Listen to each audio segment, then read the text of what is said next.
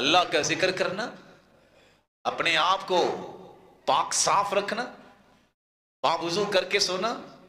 اس سے بھی انسان فطرت کے دائرے میں چلا جاتا ہے۔ حدیث میں آتا ہے جو انسان رات کو سوتا ہے اور سوتے وقت باوضو کے سوتا ہے، ذکر کرتا ہے، صحیح بخاری کی روایت ہے 7488، اور یہ دعا پڑھتا ہے، اللہم اسلمت نفسی الیک، اللہ میں نے اپنا آپ تیرے حوالے کر دیا، ووجہت وجہی الیک، انسان دائیں طرف چہرہ کر کے اپنا ہاتھ اپنے دائیں رخسار کے نیچے رکھتا ہے، اللہ تیری طرف ہی میں نے منہ کر لیا،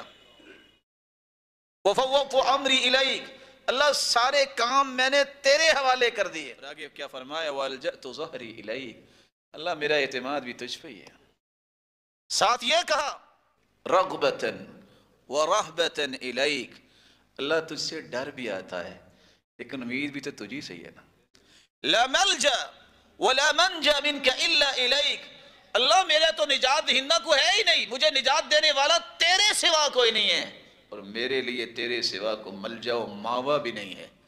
اتنے الفاظ کہہ دیتا ہے رسول اللہ صلی اللہ علیہ وسلم نے فرمایا، پھر یہ کہتا ہے، آمنت بکتابک الذی انزلت، اللہ میں ایمان لایا اس کتاب پر جو تو نے نازل کی یعنی قرآن پر، وبنبیک الذی ارسلت، اور تیرے نبی پر بھی میں ایمان لایا جسے تو نے رسول بنایا، اگر صبح تک راتوں رات فوت ہو جائے تو یہ فطرت کی موت فوت ہوگا۔ اپنے آپ کو باوضو رکھنے کی عادت بنائیے، صبح و شام کے اذکار کی پابندی کیجیے، میرے بھائیوں اس رب کو یاد کرنے کا وقت نکالیے۔